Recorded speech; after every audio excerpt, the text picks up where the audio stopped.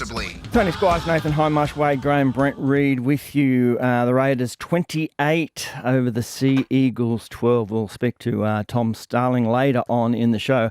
But at the beginning of that game with Tolokola running away down the sideline, kicking inside so beautifully to Tommy Trbojevic, who went back to fullback, I was like, aha, here's Manly, away you go. But then it turned around. Yeah, they can be dangerous, Manly, with their attack. They do like to shift the ball, and it helps them a lot at different stages, but it can also hurt them when they get that wrong. And I think Canberra, they'll be really happy with that performance. They had to deal with that fast start from Manly. They had to defend for long periods of time. In that middle period of the game, on their goal line, limited opportunity with the ball. KO Weeks get put to the bin, but they're still good enough. They absorb all that pressure, and then with that limited opportunity, they find points. Ethan Strange was fantastic. He scored their first 3 tries, and they're just doing enough to get the victories. And I think Ricky will be pleased that they probably weren't at their best, but their defence was really strong. And in the end, once they got those 2 tries back-to-back from Ethan Strange, it just broke the spirit of Manly, and they did it quite comfortably in the end. Yeah, they did take their time again. The Raiders, I think, they're still very inconsistent through the 80 minutes, but, a lot of teams are. I'm finding that their right edge defensively is starting to get found out a little bit. The Dragons, the Dragons found it out, the Knights found it out, the Eels found it out. So there's something to do with that right edge structure that's not quite right with Timoko and Savage on that right edge, where Timoko just seems to pinpoint someone, and that's it. There's no other vision.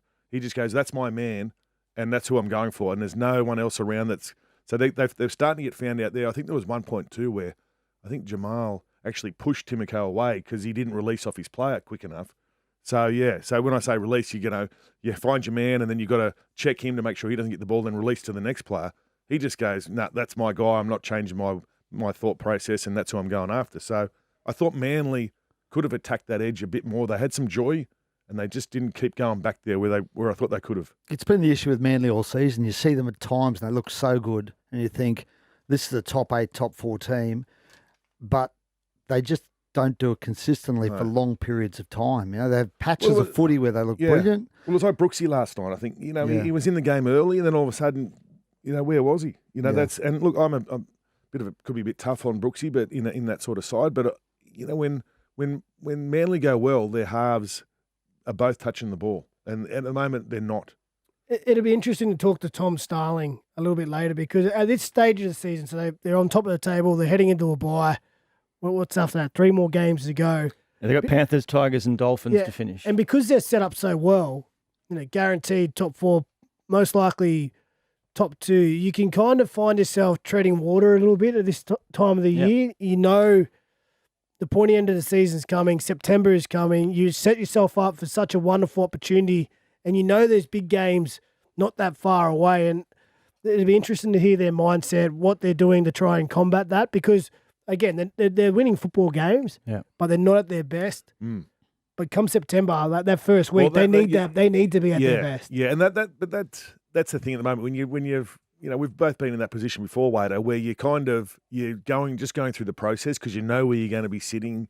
There are obviously better points on that table where you want to be, but they know they're guaranteed a semi-final spot, so you kind of can be dragged into a bit of not relaxation, but easy going sort of. I'm out there, and I'll just do what I need to do to get through this game, and then once semi-final comes, we're on again. 100%. I found that particularly in the years where we had guys like Gow, Luke Lewis, Chris Hyington, plenty of experience.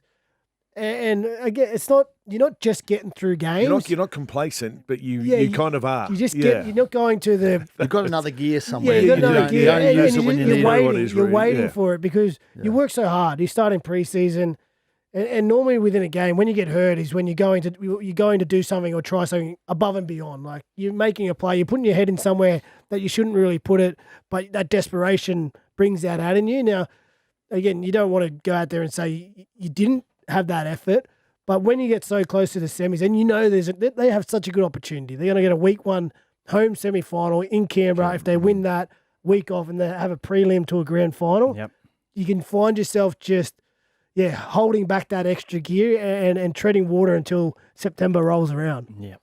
Ethan Strange playing better and better each week. He's a very, very strong boy, but also quick. He left DCE basically just clutching at empty air.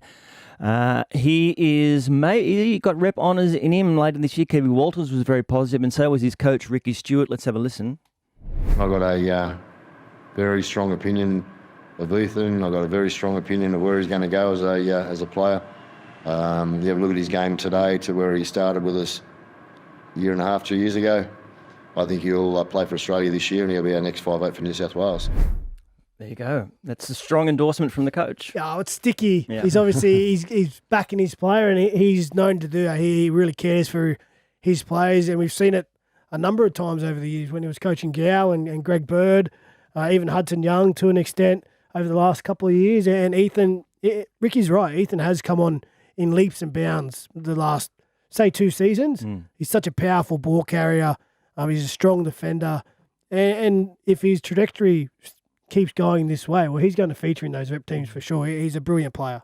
I reckon this year might be a bit early for him, though, Tony. I mean, you look at the halves in particular, you got Munster, Dearden, Cleary, Moses. I would have thought they were all ahead of him in the pecking order. The one advantage he does have is he can play a bit of centre. He's played a lot of centre, actually, when he came into first grade. So he's got some versatility about him, Ethan Strange.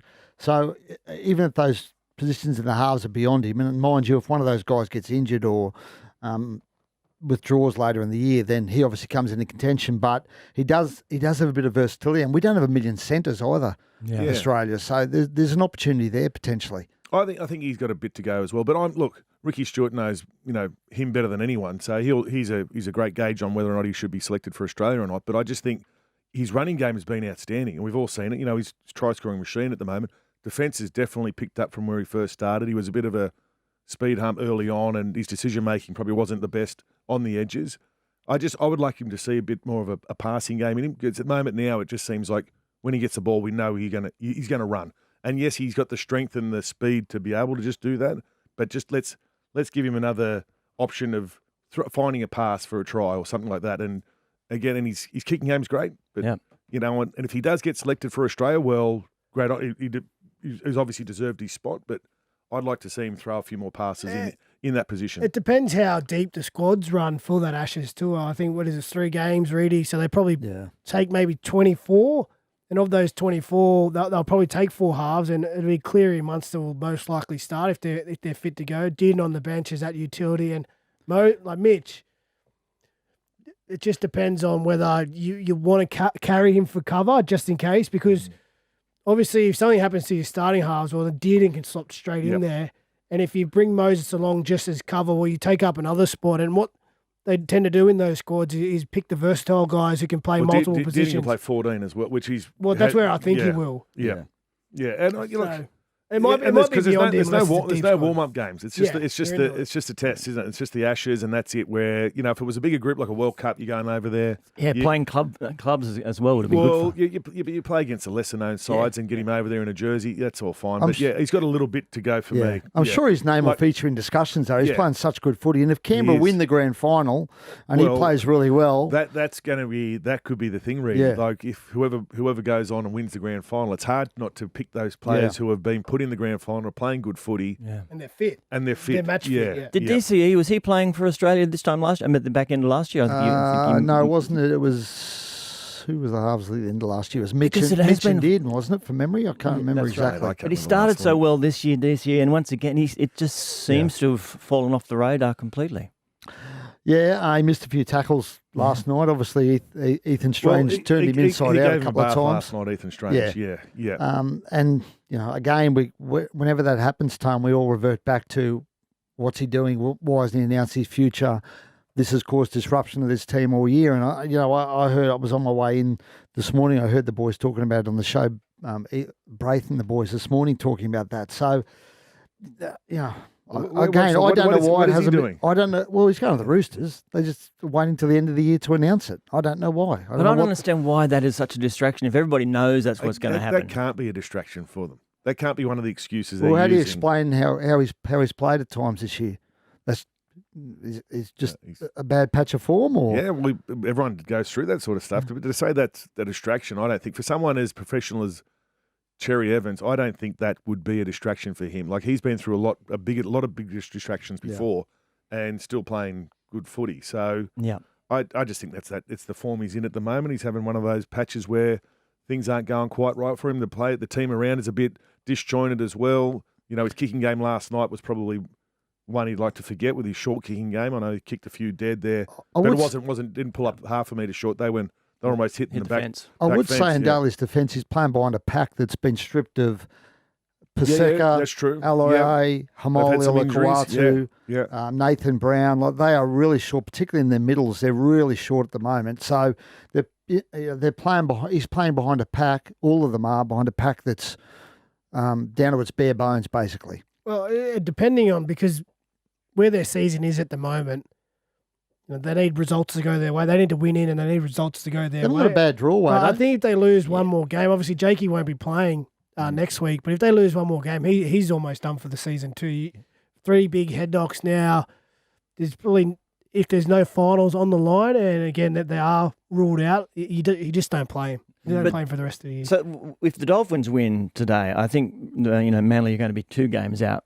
Plus the 4 and again, plus so the they're 4 and basically again. 3 So- games. So Gone. I mean, they might by the time Jakey's fit to play, they might know where where they actually stand, and if they can make the 8 or not. And if they can't, I'd be very surprised to see him feature again this season. I wouldn't put a line through them, Tone. No, really? No, because I think their draw, they got Tigers, Dogs, Dragons, Warriors, and they've got the Dogs and Warriors at home. So they're not insurmountable games, and I think they just need the Dolphins to have a bit of a slump as well. That's their issue, particularly if the Dolphins win today. But the Dolphins have got the Broncos. They play them. Sorry, I've left the Dolphins out of that. They play the Dolphins at some point. I'll mix that up somehow. But anyway, they play the Dolphins in 2 weeks. So that's a huge game, right? That gets them right back in the picture. And the Dolphins finished the season against Canberra. So, I said the Dogs. They go Tigers, Dolphins, Dragons, Warriors. So it's not a bad run. If they beat the Dolphins, I think they're back in the mix. But I think Manly, they can't afford another slip up, because if they do, with that 4 and against the Dolphins have, they're basically 3 wins ahead of them already, aren't they? Yeah. So the 2, they need to win all the way in, basically. They can't lose another game. And they need to beat the Dolphins. Hope the Dolphins lose another couple, probably. Yeah. Well, remarkably, as we speak, on that ladder, the Panthers sit within the top 4. Who would have thunk it? We'll dig into that next on the Saturday Scrum, thanks to Thirsty Camel. Just trawling through the archives, I'll take you back. April, Penrith loses to Sea Eagles 26-10. I think they've lost 6 out of 8 or whatever. They're sitting on the bottom of the ladder at that point, and Coach Ivan Cleary says the ladder doesn't really matter until July or August or something. How long you had that quote ready to go? I just looked it up then. Just looked it up then. Wow. And it's, as it turns out, pretty right. Spot on. They're in the top 4 as we speak. Well, I'd written them off. Yeah. When they hit bottom of the ladder, I thought, where's the desire? To try and back up again to win 5 grand finals in a row. This could sound really poor, but there has to be some sort of light at the end of the tunnel, and they've been there before and done it so many times. I'm thinking, this year's not going to be their year. They've been there, done that. They've got a few injuries, a bit niggly. They're tired. I honestly did not see them coming back and even featuring, in the 8. To be honest with you, what the sort of footy I was seeing them play, they look fatigued. I'm going, then you got the Origin period. How are they going to have time to rest blokes, plus have to play them to catch up on points? It was, hats off to Nathan Cleary. Yeah. I mean, and Ivan Cleary. Yeah, like he's done an outstanding job there to get them where they are at the moment. It's been an amazing turnaround. Yeah. Amazing. But I reckon I've written them off 3 years in a row, and they just keep putting egg on your face, don't they? They're unbelievable. Yeah. But Ivan said that loss. I think it was their last loss was against Newcastle. I think it was in Bathurst. Yep. Okay, yeah, they were under strength too. He said that was the lowest point of their season, and ever since then they've just been on this run. And that was a hiding though, wasn't it? There was a I hiding. think it was Dylan Lucas scored 3, could have scored 4. But they were so good last night in that first half. They just strangled Newcastle. They did not give them a sniff. But this is the part of the season I've been really looking forward to for Penrith, because I knew they had this run coming. They're playing the Melbourne Storm, then the Canberra Raiders, and then the Canterbury Bulldogs. Yeah. So they're all 3 teams sitting above them. You don't add the Dragons. Is it the Dragons last Dragons, round? yeah. You're not adding them in there, No, Wayne? I'm leaving that. I'm leaving that. Flano listens, you know. Yeah, I know he listens, but I'm not going to place the Dragons in the same category as They upset the Raiders the other Melbourne week. Raiders and the Bulldogs. They're going to But upset some Sharks this afternoon. I think this will be. Come on, boys. Can we talk about Penrith here? We can move on to the rest of the subjects as the show goes on. Sorry. They'll be eyeing this with excitement because even if they lose one of these games and the top 4 comes and goes or whatever happens, they'll back themselves to beat them from wherever they finish up come that last round, and they're going to get a good look at these teams. Like, these teams are prepping their game for semi-finals. They want to be in good shape for September, and Penrith are going to have a look at them in a finals-like environment before the real deal. So they're in a perfect spot. It's unbelievable how they've clawed the way back off the bottom of this table, and if they somehow go on to win a 5th premiership, this will be by far the best so far because of, again, the players they've lost and the way they've had to rescue this season and make the late run. Yeah. Tone, they're in a great place physically as well. Like, Isaiah Yeo missed that game last night, but there's every chance he's back next week. That means the only bloke in their top 30 that's injured is Luan Patea, I think. So they've just got everyone fit. Everyone's playing well. They're in the sweet spot right now. Well, and the emergence of the young players. Yeah. They'll, at the start of the year, they hadn't quite got it right. Obviously, Blaze Talangi wasn't playing. He was fantastic last night. McLean was on the wing, but the emergence of Jenkins has allowed them to put him back into the centres, and they're all just hitting form at the right time. And, mate, every other club in the NRL is just going, oh, not again. Not again. But you're right, Wader, with those sorts of players that are starting to find for even I think Liam Martin was even a bit off during the year, and he's starting to find some form again. Had a week off with a bit of a busted was it a bit shoulder or something like that? But hand, I think after Origin, wrist after Origin. Yeah. So he's even better. But yeah, McLean, Lindsay Smith, who's up in the front row, has been with Leota. Yep. Now Leota's starting to find Mitch that Kenny's aggressive form that we've seen him known for. So yeah, they're in a really good spot now. Really good spot, which I didn't think they were going to be in. I honestly didn't. It's an amazing story. What was it like from the sideline? Because it's not as if they just do explosive stuff from all over the place. They're so systematic about getting it from one end of the ground to the other, and then they do it complete so beautifully at the end. It just felt very clinical, Tone. Yeah. It felt like they just had another gear and they never had to use it. That's what it was like watching it in the sideline, just because they just dominated field position so much. I think there was some remarkable stat about time spent in the opposition 20. I can't remember what it was, but it was ridiculous, the gulf between the two sides. And I mean, look, that Newcastle side has got a lot of big injuries at the moment. You know, look at the back line, they're stripped. Particularly Kalen, they miss Kalen. Their forward pack's decimated. But it wouldn't have mattered against Penrith, that Penrith side last night, because they were just, clinical is the word that keeps coming back to mind, because that's just what they were like. And Nathan, one thing I did notice in that game last night was Nathan, he just completely controlled, like the amount of times he had his hand on the ball, it was just constant throughout that game. And they're just as I said, they're in a sweet spot right now. It's funny because when I was watching the game and the score, what was the score at halftime? Was it like 30-0 or just, something like that, 30-0? Yep. Maybe 32-0? Yeah. 26-0 at halftime. Yeah, scored too late. Yeah. There was a period in that first half where, despite the scoreboard, I was thinking the Knights they're brave at the moment. Like, they're holding on, they're working hard in their defence, and they're hanging in there, but they can't put any pressure on the opposition with their attack, and they couldn't get out of their own end. And again, Penrith were clinical, and if they had to have another gear and start shifting the ball around, they could have done that, but because the Knights just don't offer anything in attack, and again, I know the injuries that they have, that they're unable to put any pressure on the opposition defensive line, you're able to just sit back and be patient and let the game go where the game goes. There's no reason for Penrith to force the issue because they're in total control.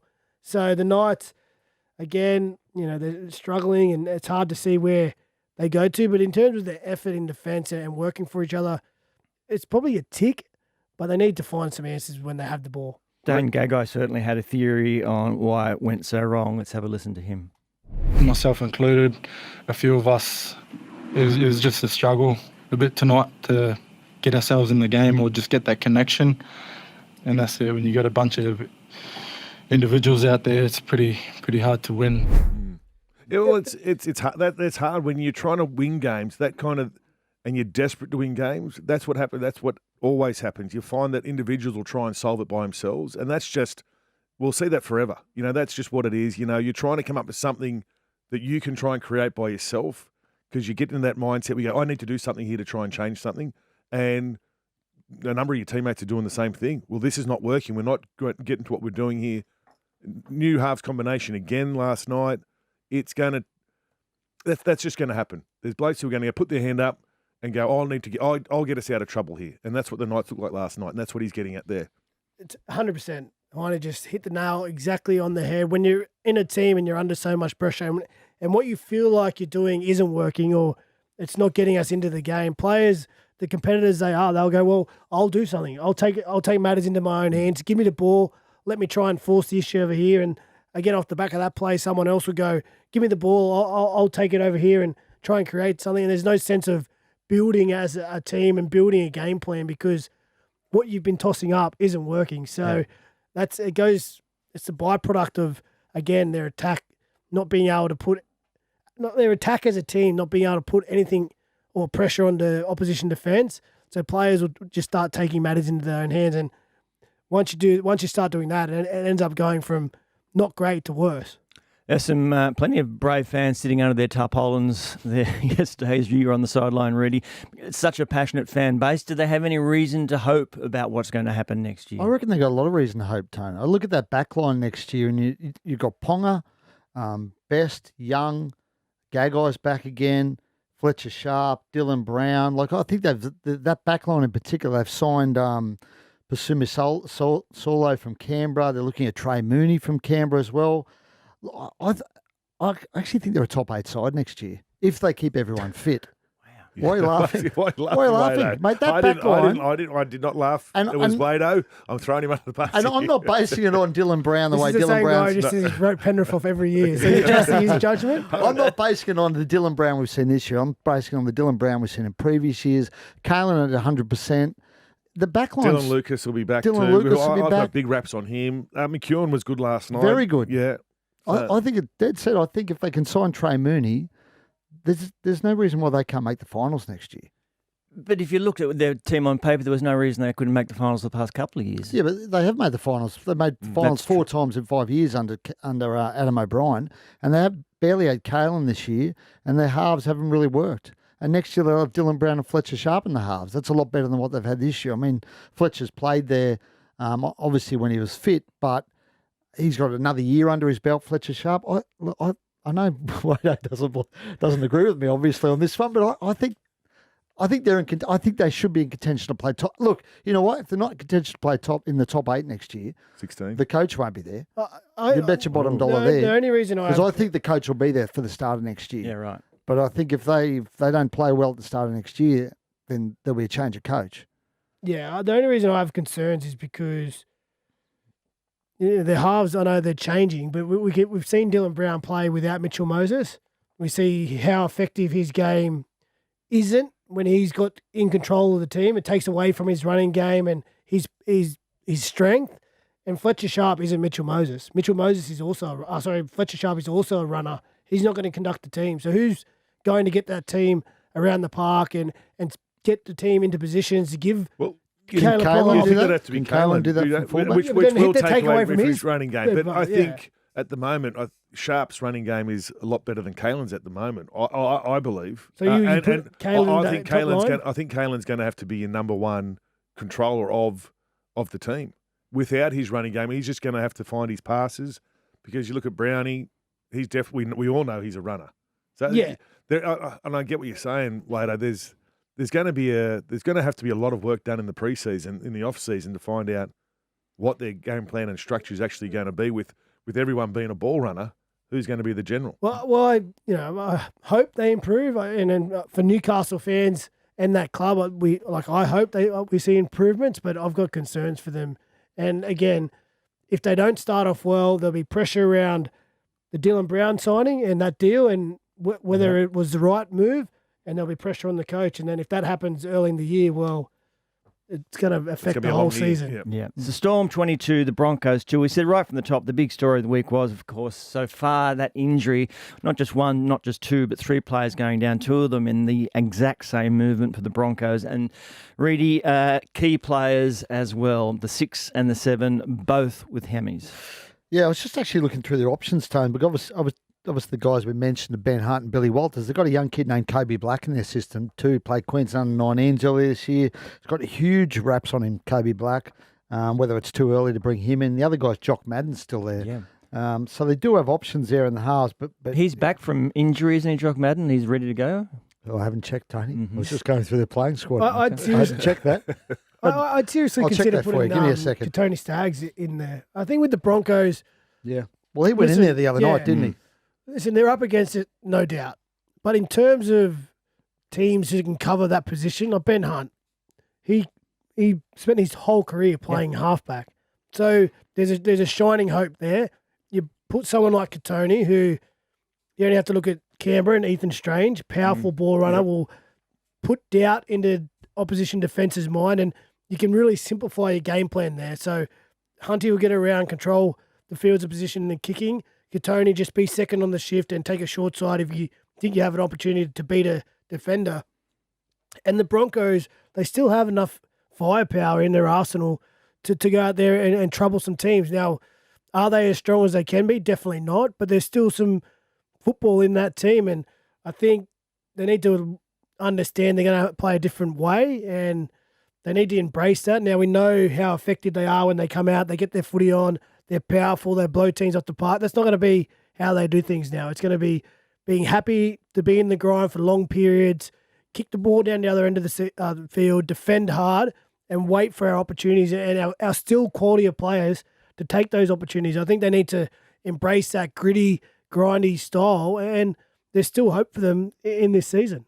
Can they play that gritty kind of Well, style? that's what I you know what I mean? Surely that Madge is that, isn't he? Well, you'd think so, but I was just, Payne Haas I thought was outstanding after a week off, and that just goes to show you freshen that bloke up, and he's absolutely awesome. But just the way they're a bit flamboyant with their offloads and not willing to get into that gritty sort of style of footy, Wado, because I thought as tough as well as they hung in there.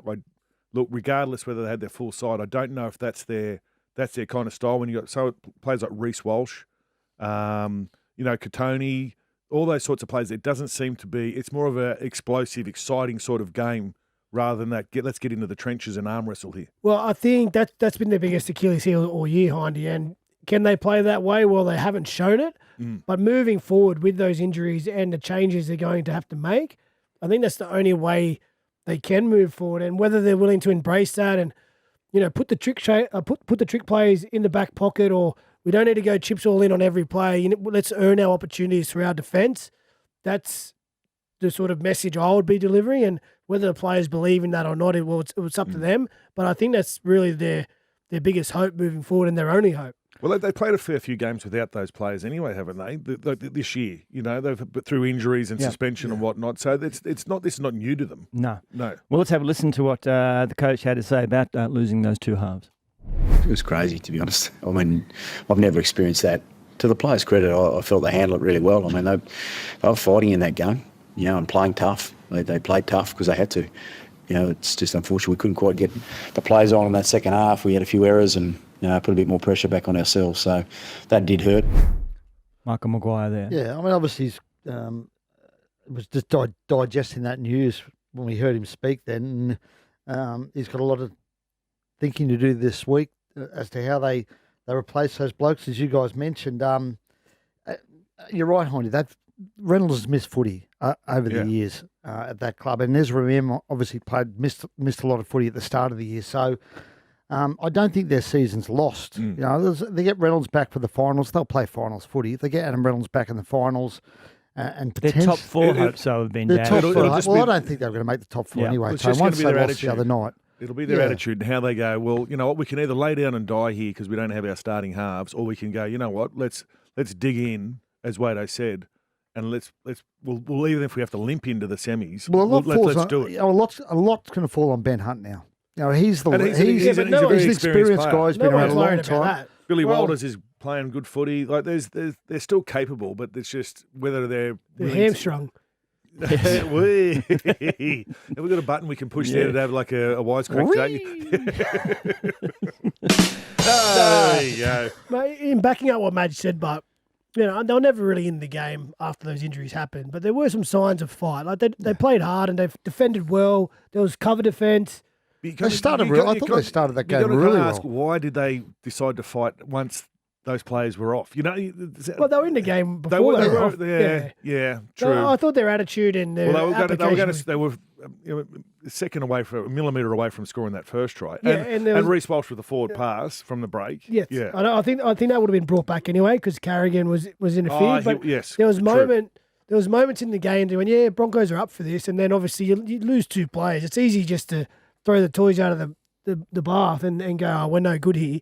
But they showed some fight, but I think it's more of an attitude adjustment and a belief in we're probably not going to blow teams off the park, but let's get down in the trenches and fight for 80 minutes and allow guys like Reece Walsh, guys like Katoni, Mariner, Payne Haas, Carrigan, Benny Hunt. But it's still a quality outfit. And but they've shown no inclination to play that way all season. I know. With 4 weeks before the finals, that surely you can't change that. Surely that's your DNA. I know Madge that might be the way Madge coaches his footy, or not the philosophy we believe Madge has, but he's been there all year, and they, as I said, they've shown no inclination. When things have got really tough, sometimes they found it too tough. Even when Reynolds and Mann were there. Sometimes less is more, Tone, and they know it's a big jolt to their confidence and their belief in the team in terms of our starting halves are not around. We're going to have to simplify things a bit. Let's go back to basics, and that's what they need. And their man at the back, Reece Walsh, like we know he's a great player, but he threw 2 forward passes, and there was almost and that happens. 3 others. That is a bit. He just needs to take a step back a little bit. He needs to have a look at his passing technique as well. Oh, and I'm first to put my hand up and say, look, I'm not the best passer in the world. But never threw a forward pass in your career. I may have thrown a few forward passes, but you know what I mean? But there's something with his action or his style of passing that it happens too often in those situations. Again, don't you think, like Reece is a gambler, right? That's the way. That's his game. That's the way he plays the game. Yeah, but if Reece gets it wrong, it's not Reece that's losing, what happens. it's his team losing. But that's the way he plays. Yeah, that's the way he's always played. I'm happy for him to play that way. I don't know that he can change. I don't think he can change that. Well, he can change his decision making. Like, you don't want to take that out of his game because that is what brings the best out of him, seeing opportunities and taking those opportunities. But in terms of the passing, you got to nail that. Execute your skill, mate. You're a skillful kid. That's more to the point. Yeah. It's not get your fundamentals right. Yes. You don't go away from it. Just if you're going to do the play, execute it right and at the skill which we know you can. Because at the moment, when he gambles and when he gets it wrong, it's not hurting him. It's hurting his teammates and his middles who have to make 6 tackles in a row because they've just got the ball back and lost it on play 2. But I've always had the feeling that's the journey with Reece. That's the roller coaster you're on. Because when he's on, he's the best. Unbelievable, right? He's as good as anyone. Yep. But he's going to have days when things aren't going to go right, and that's just. But those days are starting to build up now. I think, really. He's having more bad days than good days at the moment, and that's where, as a player, you need to sit back and go, okay, let's just take a step back here, nail the fundamentals, and play the percentages a little bit more. You were going through the list of who they can bring in. Obviously, Billy Walters will go through. In foot, where's Corey Pakes at? I mean, I think he's around. Well, I hadn't checked on that one either, time. But Jock Madden, I think he's still out actually with that pectoral problem. There's no date confirmed. Lucky I'm here. Lucky you're here to correct me. But as we said, they've got options, Tone. Yeah, that's the main thing. Ben Hunt's, as I said, the key now for them. Definitely. All right, what about what do we make of the Storm's effort then playing against that side? And the Storm, let's be honest, they've been a bit up and down, haven't they? We all expected their expectations of them have been very, very high. Well, I still think they're quite clunky, to be honest with you, and they're still yet to play their best footy. And we're used to seeing a Melbourne side talk about, we just talk about the Broncos getting into the trenches and the arm wrestle. That's what we're used to seeing from the Melbourne Storm, just to not bore, but just tire out opposition sides, just the style of footy they play. And at the moment, they probably haven't quite got that right yet. But yeah, they've had a few, obviously, injury concerns through the year as well, a bit of chopping and changing.